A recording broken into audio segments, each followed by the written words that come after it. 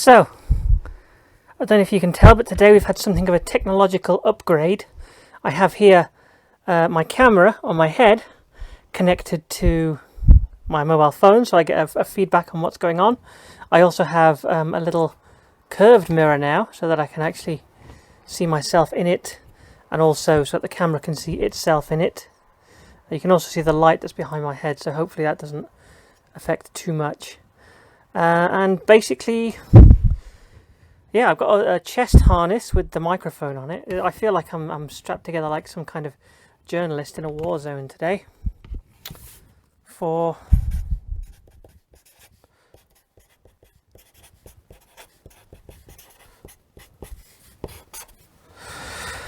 And today's theme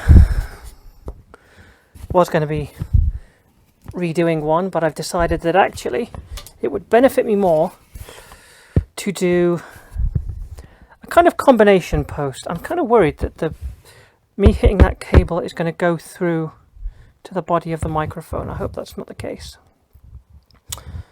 If it is the case, then this might be completely unusable. Who knows? Anyway, the focus of today's image is going to... I was going to show it you on the phone. I'll have to insert a picture of it here over the top. I'm going to try and recreate the three wolves. I don't know if you've ever seen the three wolves, but I'm going to do it with the kinds of bizarre faces that I've been doing over this entire period of... well, over the whole process, really.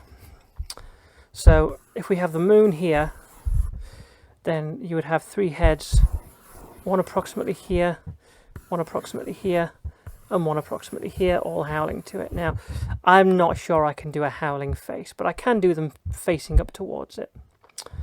Now, I don't just want to have... I was going to do all three views, one towards one, but I figure it's not going to look like the three moons if this one looks towards. And I feel that the ones that were facing dead onto the camera were the ones that were kind of the most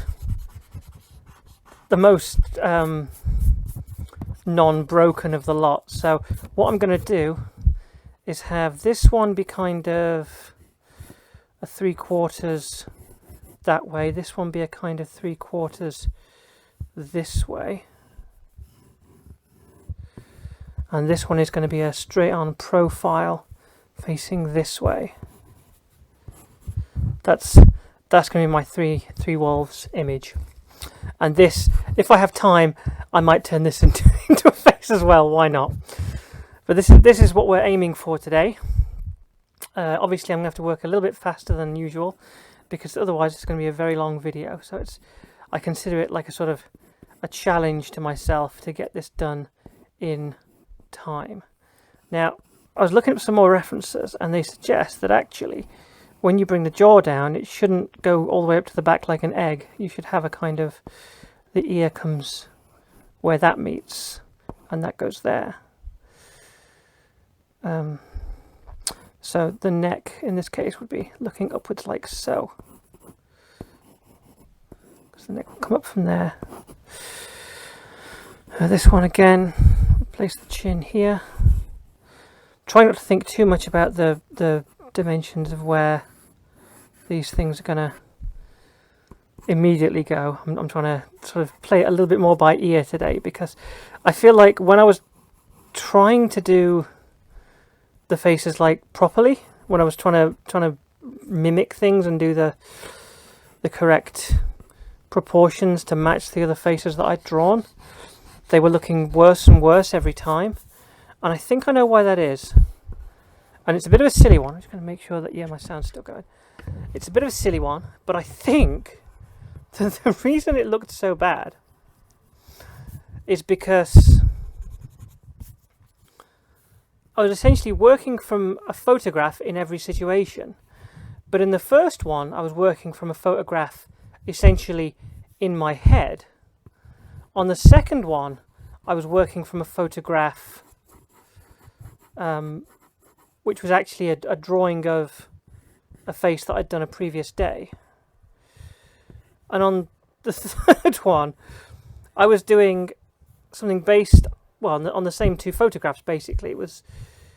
It's sort of silly when you think about it, but actually what I was doing was photographic based work, but not from a photographic reference. Rather, I was doing it from a reference, a reference drawing, and the reference drawing was my own flawed work. And if the reference drawing is my own flawed work, then I'm going to get a flawed output. So, base of the nose in each case should be approximately where the circle pans out. I feel like I should be able to do better for the profile. Like, the profile is the one that strikes me as the easiest to get right. And that chin. Yeah, look at me rotating the page like I actually know what I'm doing. So real talk for a minute. I had a bit of a real sad time last night. After I'd finished doing my drawing for the day, I had a kind of well, I'm not ashamed to say I had a little sit down cry on the toilet afterwards, because I was actually very disappointed with how that piece of work turned out. And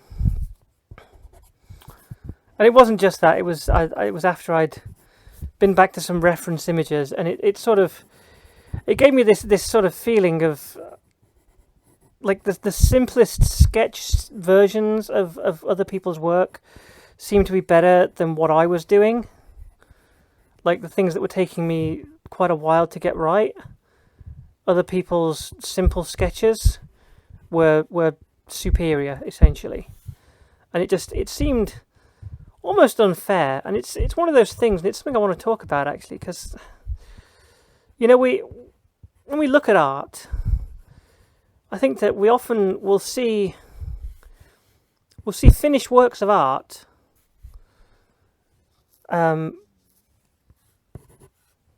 in various places, you know, and we'll see. I'm not sure about that. You see finished works of art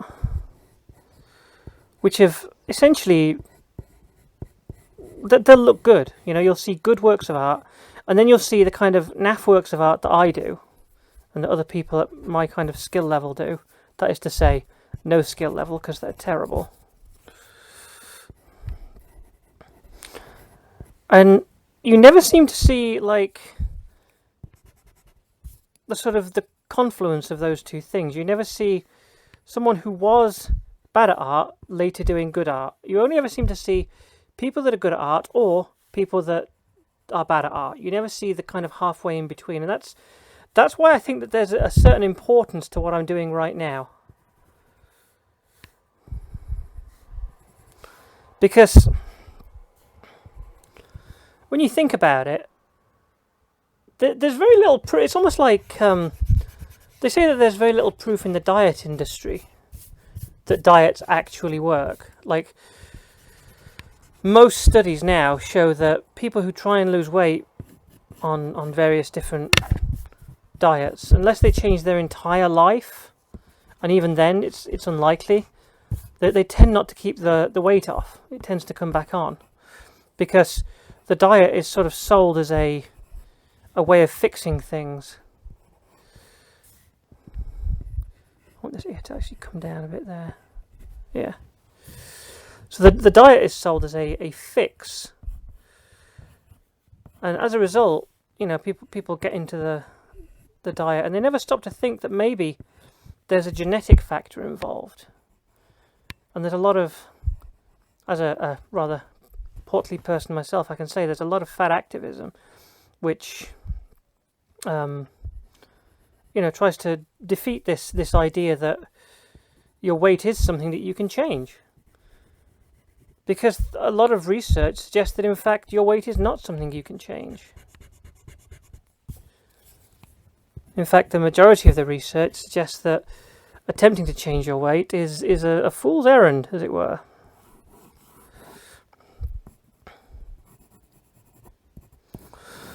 So, in many ways, a lot of these things where it's like, oh, you know, buy my book and you'll learn how to do good art, or follow my course and you'll learn how to do good art.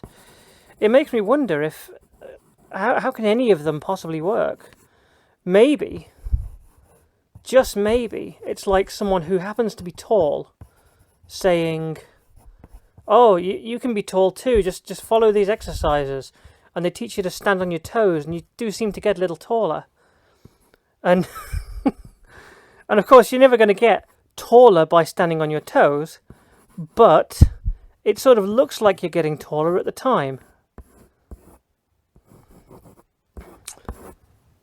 And you can see I'm trying to not necessarily speed the process up a lot at this point, but I'm trying to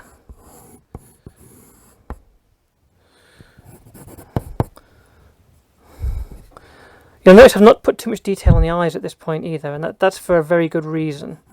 It's because I actually think that I spend too much time getting those eyes right and not enough time worrying about the proportions of the things around them. The end result of which is that I end up with these sort of, you know, nice eyes on the images. I end up with nice looking eyes. Well, I say they look nice, but they don't actually sort of fit into the world around them, if that makes sense. They have a, this kind of came down here, didn't it? Yes, I'm trying to do the same face that I did yesterday in all these images. And so all these images that I draw, they have nice eyes, but I wouldn't say that they have like well proportioned eyes for the actual image that I'm drawing, if that makes sense. They kind of look I think I actually have to draw the interior of these ears now. I don't for this one, because this one's going to be covered up with the hair. You know, the weird thing is, as soon as I lose that ear from the hair looks wrong. Like, I wonder if maybe the hair should poke through it somehow.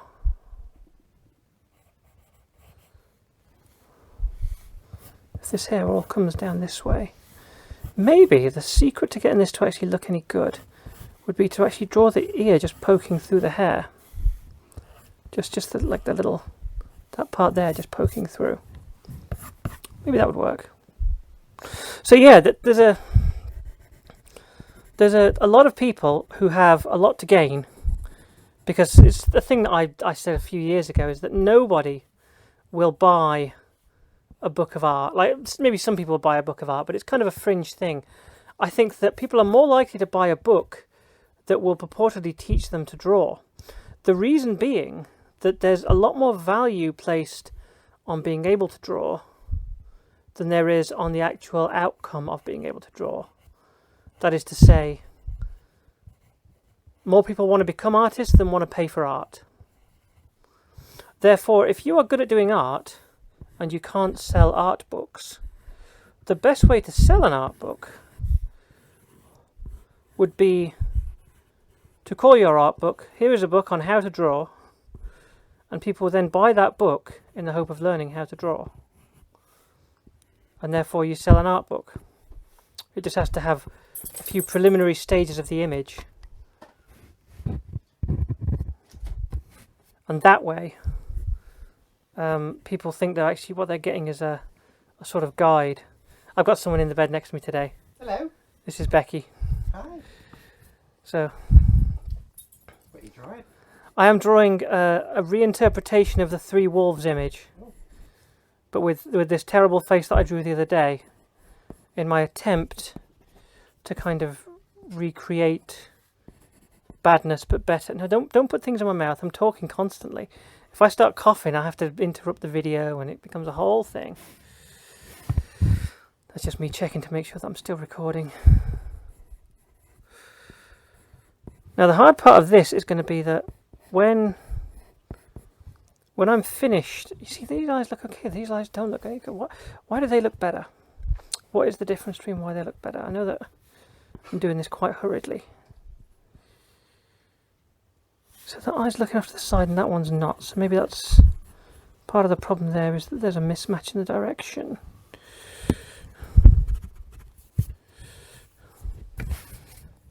If that's the line of sight, they should kind of match up like that.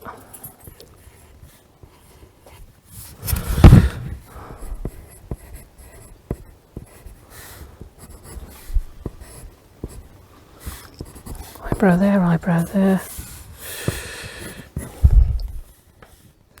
I don't know what I've done for the internal structure of that ear there, but that's not how in the studies I was looking at yesterday, there was a sense of a kind of that shape inside the ear, which then comes into there. Now the rest of that won't be seen because that will be behind the hair. As will the back of the neck, so we don't have to worry about that line.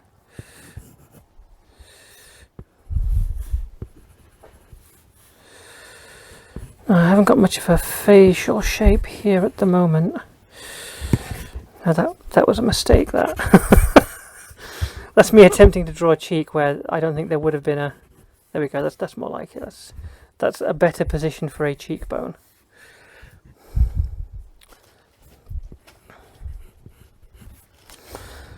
Again, the one on this side looks better than the one on this side.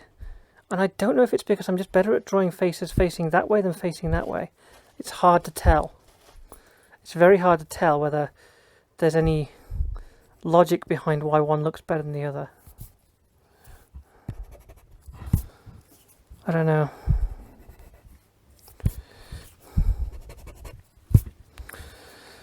Oh, I'm second guessing every single line I'm doing now. This is just the worst experience. But as I was saying earlier when I interrupted myself with another thought, I do wonder if art is one of those things that you're either born with or you're not. And I know that you can probably improve, but I think that maybe everyone has like a set level that they can get to. And the only way to prove that that isn't the case is if somebody allows themselves to essentially be thrown upon the pyre and say, I'm going to do really bad art for a long time in the hope... Isn't that every artist those days? Doesn't pretty much everybody spend a long time being bad? I mean, that's the way... That's the theory. The theory is that everybody spends a long time being bad. But the world at large never sees those people being bad. And as a result, it feels like there are some people who just never are bad. They're just never bad. They never have that bad phase that they go through. And so, I know that they probably do. You might be overthinking it. I mean, there's a line from Rick and Morty, isn't there? Don't even think about it. Yeah. Don't even sweat. Don't sweat it, dog. I know, don't sweat it, dog, I know. And I'm there for that. I'm there for that kind of line of thinking. But at the same time, I'm actually going to have a little... No, I'm not going to do that. I'm going to have all the hair swept back this way. There will be a little bit there. Nose looks very low on the top one. The nose does look low on the top one. Thank you for pointing that out. That would have... So if the nose comes a little higher... Oh, it's better. Need some hair coming out the nostrils too. I do not need hair coming out the nostrils. I do not want this face to be as ugly as mine. Oh, go on with you. You would say that, you're married to me. Right. So. I think... Are we going to do a face in this moon as well? Are we going to do... No, we're not going to do that. We're going to call this the moon. Although man in the moon would be kind of funny. You know what? I am going to do a face in the moon. Oh, Paradolia Central. Yeah, I'm going to do a face in the moon, but it's going to be a real simplistic face. It's going to be one of those kind of faces. You're going to do those craters then? Do you think I have the level of skill required to do that? Yeah. Shading? No. There's not going to be any shading in this image because you've never seen me do this. This is now time for part 2. Part 2 is the inking. Now, this is the part where inevitably everything goes hilariously wrong because I'm now making permanent lines on the page. Also xylene.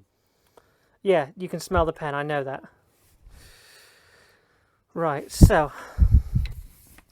I'm trying to not turn the paper because I know that some artists do turn the paper, but I also think that artists that turn the paper can't sort of navigate onto then drawing on tablets because... Sweet. If you need to, turn the paper. Should I do one face first, or should I build each face in turn to see if I can apply lessons from one to the next? Yeah, I'm gonna do that. I'm gonna do that.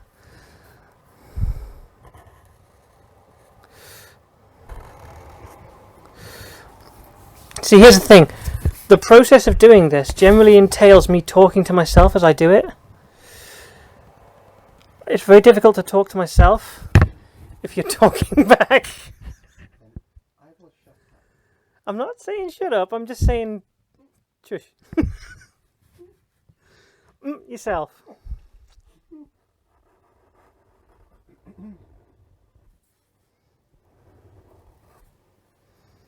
Well, that looks really bad. Okay. Keep on swimming. Shh.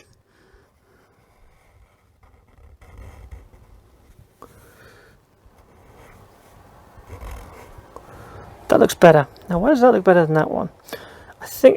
I don't need your advice on why it looks better. I'm trying to figure it out for myself. Why does that one look better than that? I mean, it's a different view, but I'd argue that it's because this one is in the wrong position. So if I can apply that lesson to this one now, that this should come out further and go in lower. That does look better. Not as good, but I think it's closer to what I was going for. Right. Time to do the inner fill on the eyes.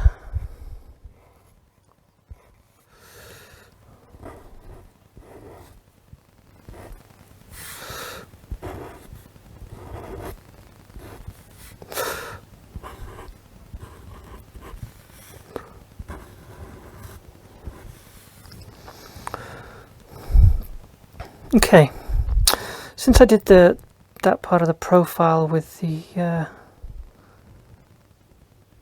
nose there, I'm going to fill in the profiles on this one as well. For this one, I feel like I should do the... I've not drawn any internal structure on the ear there, have I?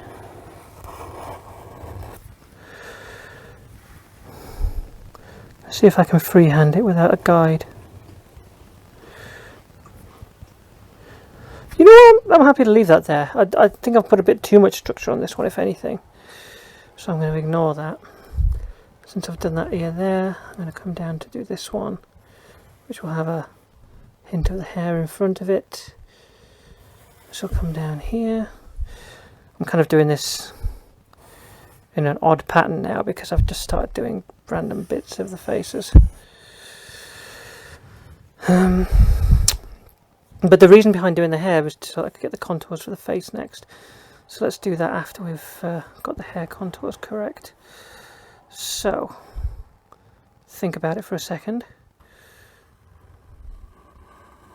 Now that one shouldn't go all the way up, I don't think. This hair contour will come all the way down to here. See, that's such a bad line. I should have drawn that the opposite direction. Always pull if you can. That's the lesson we're learning there, is always pull the pen if you don't have to push it. Because pushing the pen is how you get lines like that one. Jesus Christ. So then why it's easier? I'm going to guess it's because you're dragging it along its sort of axis it wants to go. When you're pushing it in, it wants to...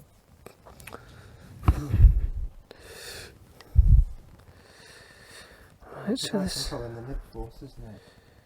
Oh, what the hell did I do that for? That looks dreadful.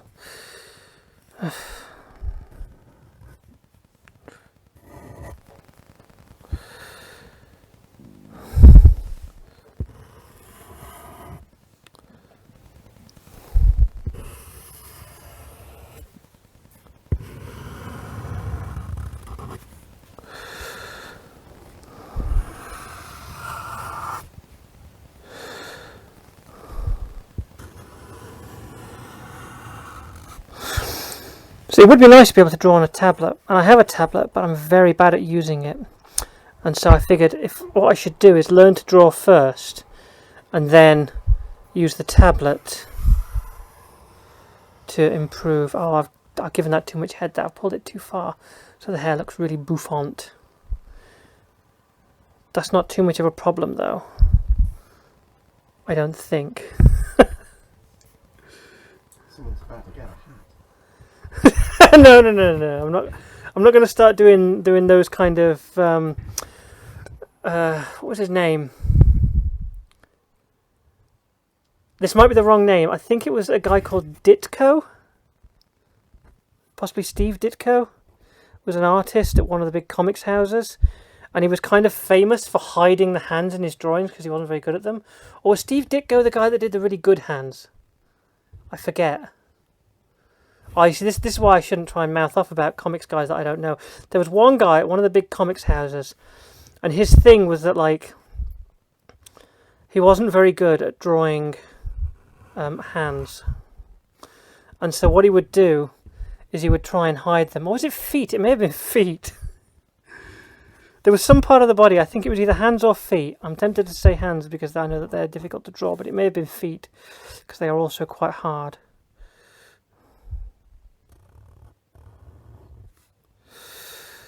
Ditko drew powerfully expressive hands. That's right, he was the good one. So there was a guy who did really bad feet. And, oh yeah, of course, because Ditko did the famous, he invented the Spider-Man hand. Yeah. That was yeah, of course.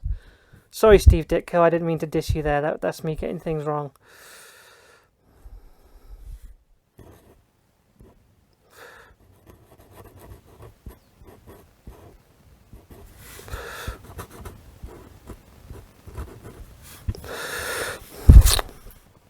Rob Liefeld doesn't draw feet. Liefeld, that was the guy. See, this is, I don't read that many mainstream comics. I know a lot more about kind of independent comics. I know a lot more about Japanese comics than I do about the sort of mainstream superhero comic book world.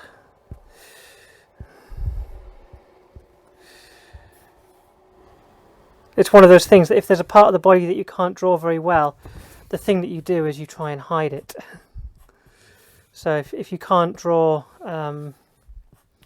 good hands, then have them always like with their hand inside a weapon arm or something, you know, just whatever you can to hide the fact that there's a bit of the body that you can't draw. Now, I was looking at some references for eyes, and this second line on the eye that I wouldn't have been adding. What to do? This second line, oh God, banging the microphone again. This second line that I've been adding on the eyes, I've been adding it too high.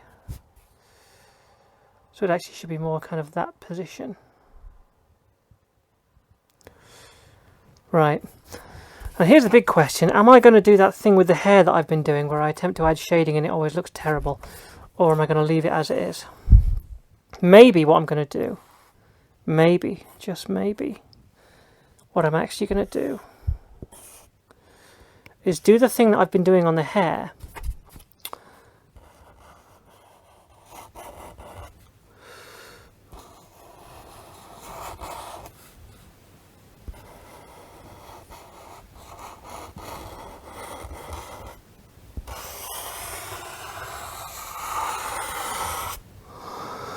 But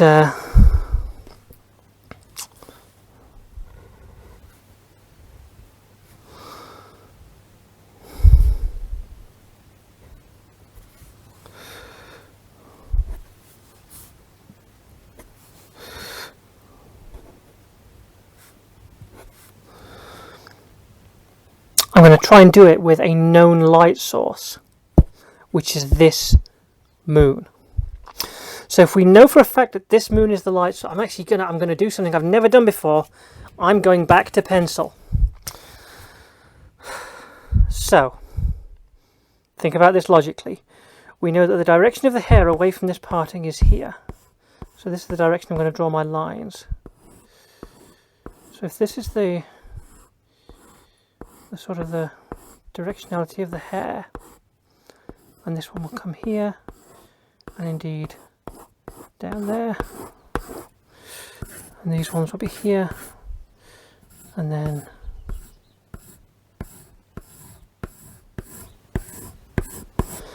And this will all come down this way. This is very obvious that these are all linear, but they're going to come over there like that, away from a kind of crown.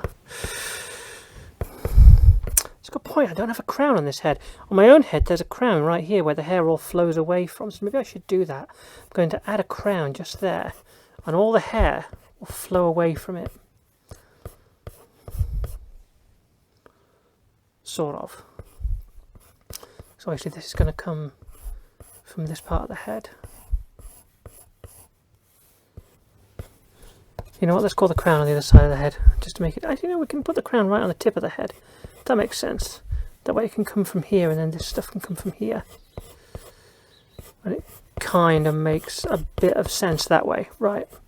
We'll deal with that bit when we get to it.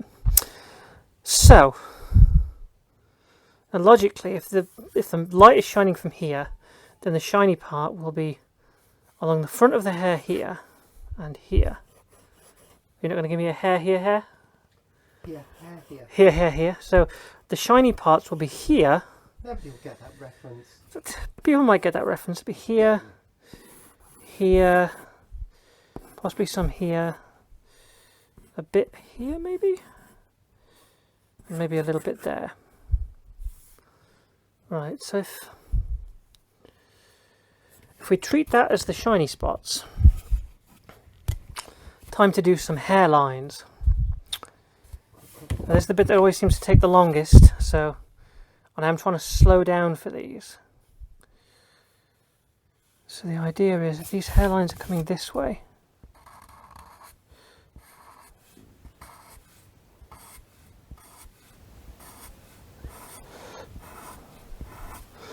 they're going to come there. These ones are going to come here.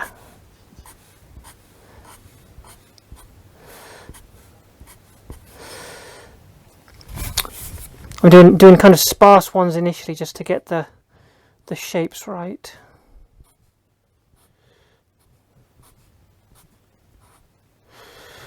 And these ones are going to come up this way. Down here. And at this point they kind of flow over instead.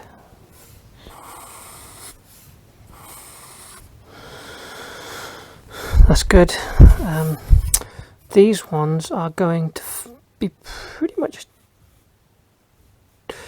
So these ones are going to kind of go to about here. And then they're going to go all the way down because that's the only shiny spot on the hair there. And we're going to fill all that in, so we don't need to worry about that. And then these will end kind of here because... Well, we're going to have sparse ones, aren't we? Because we just need to show kind of the bottom there. Maybe a little bit, just...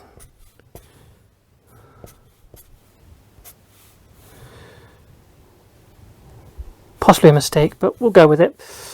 And these ones are going to come to here, but we're going to have a kind of shiny...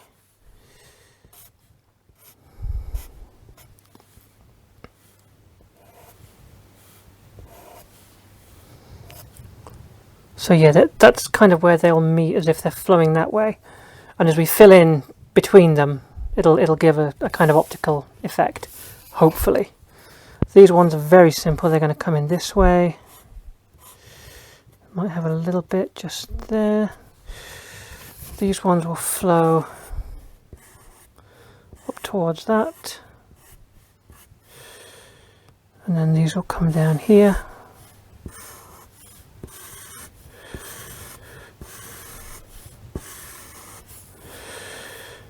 And then maybe some, just a little there. Okay. I might even do some stippling around this if I get enough time. And then, how long have we been recording for? This is a timer on it. 34 minutes. Jesus, my longest one yet. God, I hope there's space on the card for all this. I did clear it off yesterday, so there should be. There should be. If not, at some point, I'm just going to be... You're going to be listening to me drawing blind, essentially.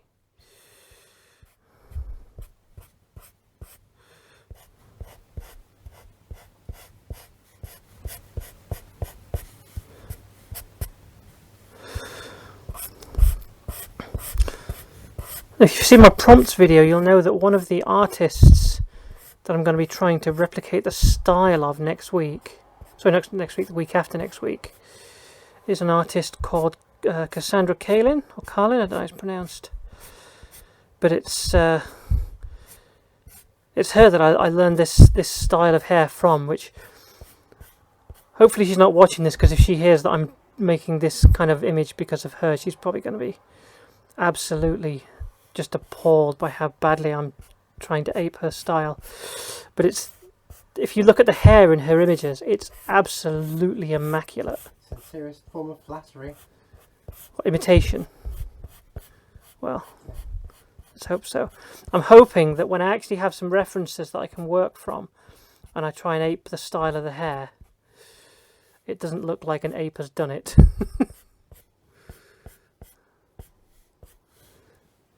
I've done too much darkness there, but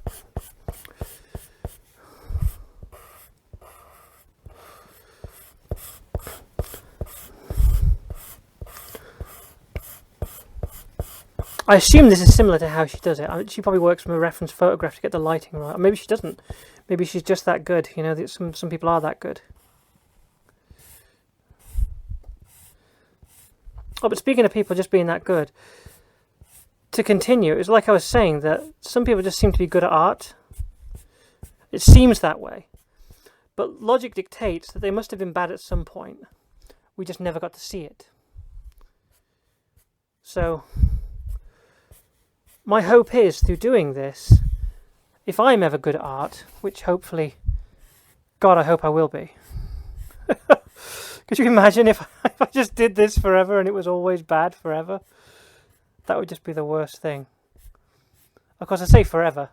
I'll die eventually.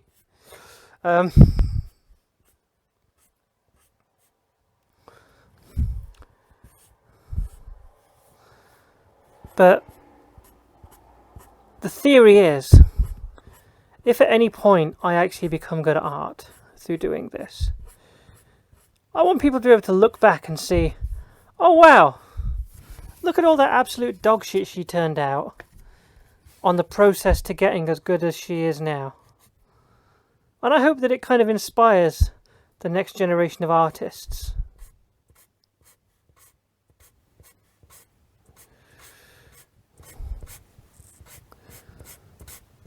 I mean, you know, not the next generation of people who are just good at art, because I'm sure that there will always be artists who are just good. I mean the next generation of people who, like me, tried to get good at art, failed dismally, and were just disheartened out of never having another go, out of never trying again, as it were.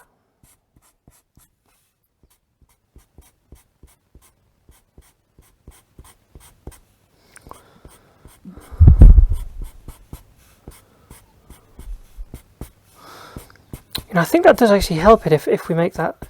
You notice that there's always kind of a line that comes with this form of shading, and if you make the line a bit wiggly so it kind of goes in and out in places, it looks better. I think it does. Maybe it doesn't. Maybe it looks terrible. Maybe all of it looks terrible.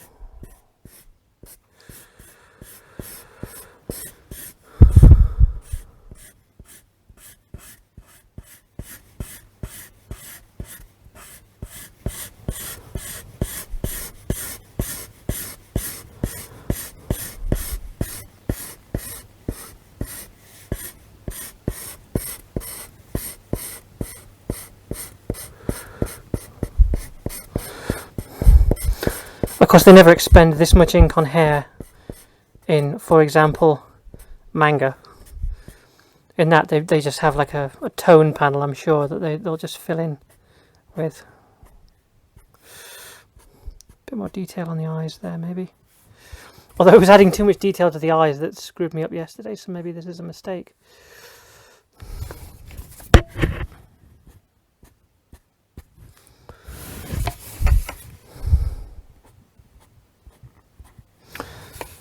It makes me a bit odd why I'm doing that in the middle of the hair process to suddenly add more detail to the eyes, but it's a little thing I've noticed, that if you do a lot of long strokes with a pen like this, it starts to kind of wear out almost, and you've got to do some little short strokes to kind of nudge the ink along.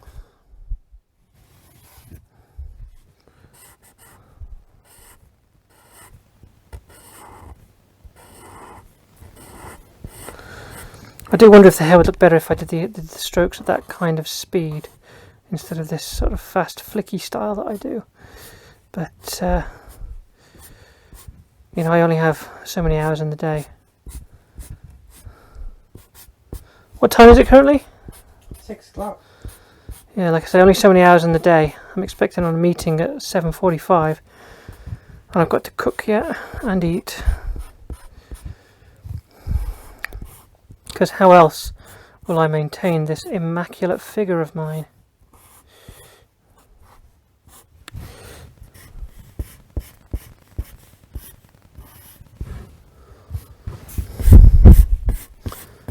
You know, I think that just doing that all in black would probably be better at this point than...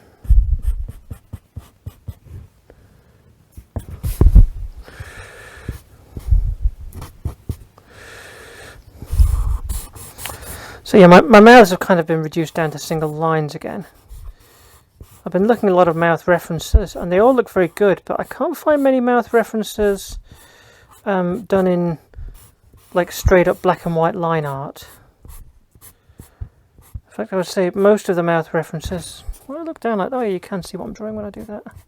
So just checking on the screen that the drawing is coming out correctly. And I can check that it's still recording as well. Yes, it is still recording. That's amazing. Modern technology.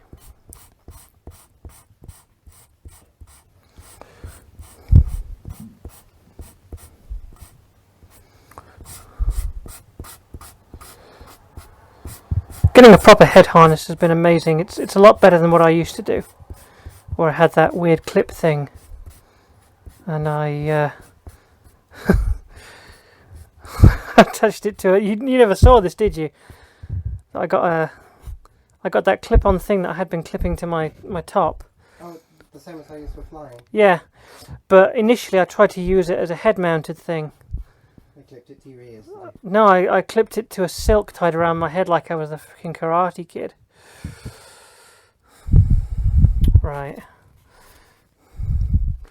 So, I think I'm ready to start erasing my guidelines now.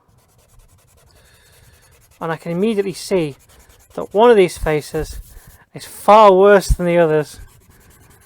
And it's this little troglodyte here. I know I did the nose a bit better, but just looking at it I can tell the features are too squashed. It was a good catch of Becky to point out that this one had the nose too low, but this one, I don't know what's wrong. Slightly skewed. I don't know whether it's slightly skewed. It feels squished. It feels like there's not enough face for the amount of head. It feels as if that's the angle of the face and the nose is somehow been turned. Maybe that's it. I don't know. I mean, there are many famous artists who are no good at drawing noses. I just realised I haven't added the detail on that eye. I'll add that in a moment.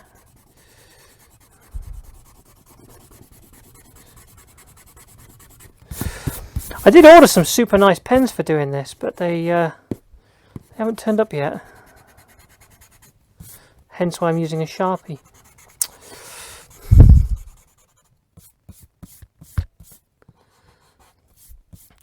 But that's the thing, it's like, oh,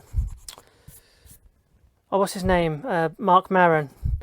In one of his stand-up things, he talks about how if you want to try and get in shape, you can't just do it with any old shoes, you need the special shoes. You need the magic shoes. And you buy the expensive magic shoes. But you can't do it then because you've got to wait for the feeling to take you. So first you've got to feel like, this is it, I'm going to do it, but I don't have the right shoes.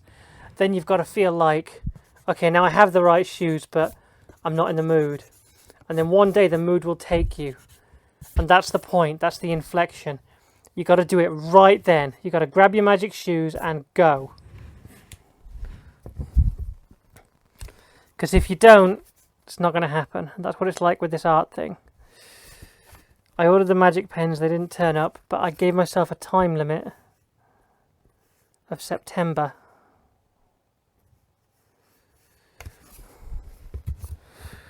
So, I knew that no matter what happened, I was going to be drawing a face every day in September. Except today, when I am in fact drawing 3 faces, 4 if you include this stippled moon. Little tidbit, I love stippling. It's a guilty pleasure of mine.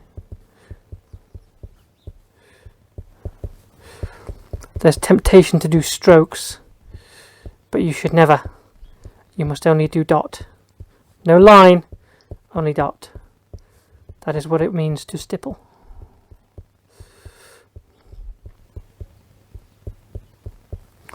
So the great thing about stippling is you can kind of start with the dots a bit sparse, and then wherever it looks like it's not dark enough, you can add more in.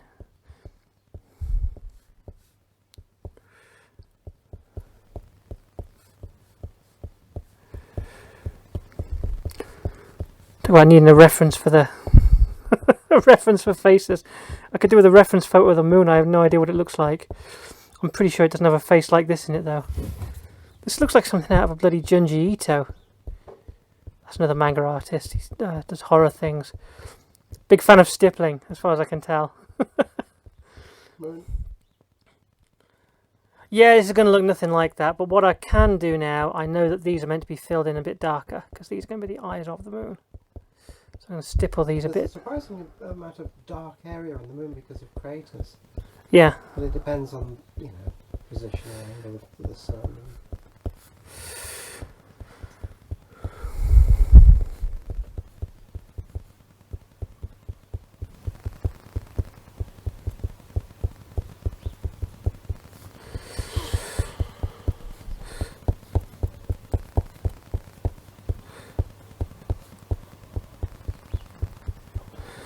So if you want to do a gradiated stippling, here's where I can actually give some tips, because I'm the sort of person that has a lot of time to stipple.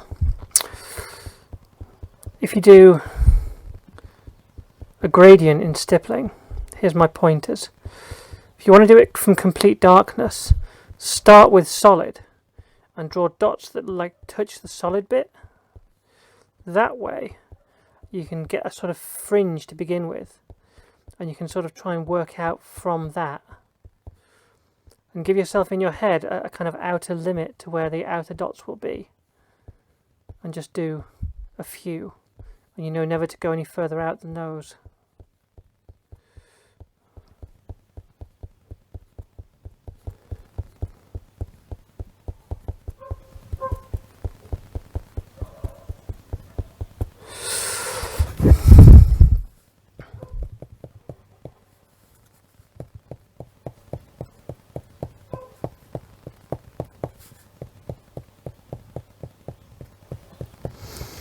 I remember when we were doing a lot of anime back in uni, get this, 4 people who couldn't draw tried to form a goddamn manga studio.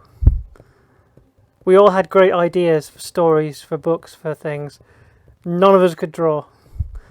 I'll never forget one person, I don't want to say what their name was, but I'm even shying away from gendering them in case that points out who it was.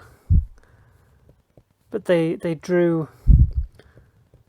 the same way that we're drawing faces now, did the guidelines and stuff, and then spent a full 2 hours getting the detailing right on one ear. Like literally started with the ear and started doing all the lines and the shading and everything. And so and the hilarious thing is, if any of you have ever seen a TV show called Monk, Tony Shalhoub, great comedy about a detective with OCD. In Monk, there is an episode in which they catch a criminal that Monk sees perfectly, and he has a sort of eidetic memory. And he gets this photographic memory of this criminal that he sees, but he only sees one ear. And he does... he talks the police sketch artist through what this ear looked like, again, for a couple of hours. And at the end of it, there's just like an ear.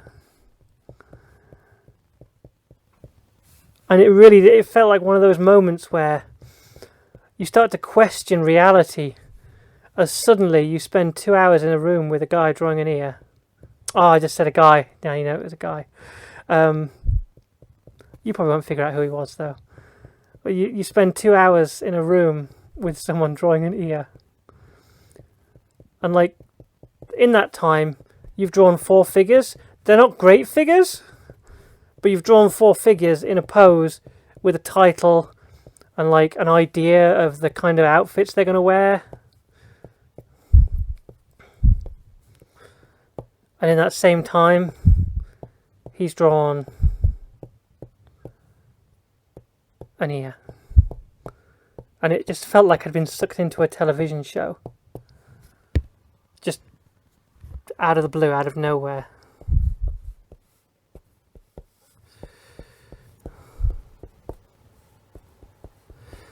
The mistake that I made, if I'd known I was going to stipple this, I wouldn't have drawn the dark outlines, because then it would have looked even better. But as it stands, I'm just going to do a few more dark areas. Not to match it with a face or anything, just to make it look a bit more like the moon.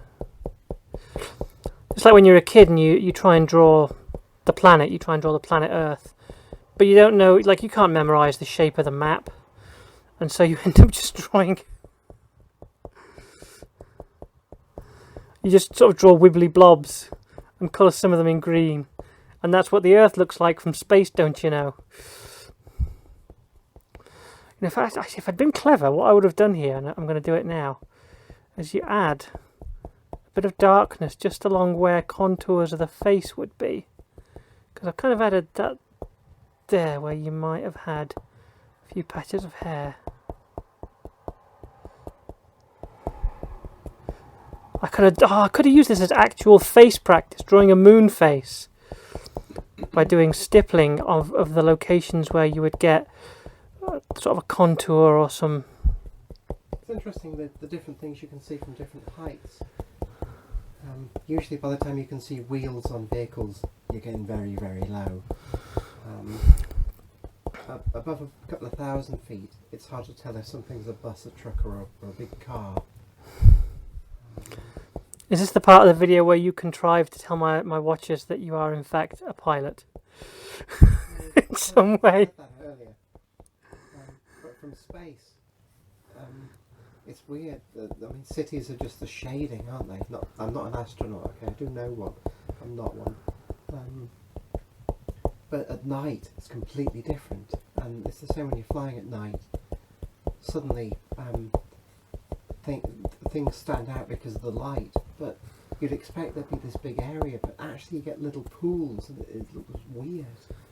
You'll see a large urban area, but it's just little pools of light and lots of darkness, and increasingly that's the case as lights shine downwards, not upwards. During the daytime though, when you look down at a landmass, like a city or a forest or anything, they just look like kind of moss. It just looks like a mossy rock. Somewhere around sort of 5,000 feet. You can see a town, a city, you know, it obviously you can see the details of it, but they just sort of, it gets a bit abstract. Line features stand out really well. Rivers, they shine. Roads are pretty good. Towers are hard to spot. But you know, towns, they're sort of, there's shape to them for sure. But sometimes it's quite hard to tell which town it is. Milton Keynes is dead easy. Yeah. The grid pattern and because they've separated out the industrial sort of warehousey bits from the rest of it, it's pretty obvious what's Milton Keynes. And Northampton, there's a dirty great big lift tower. Most people don't know it's there, but there's a tower they used to use for testing lifts, and that you can see from about 5 miles away easily.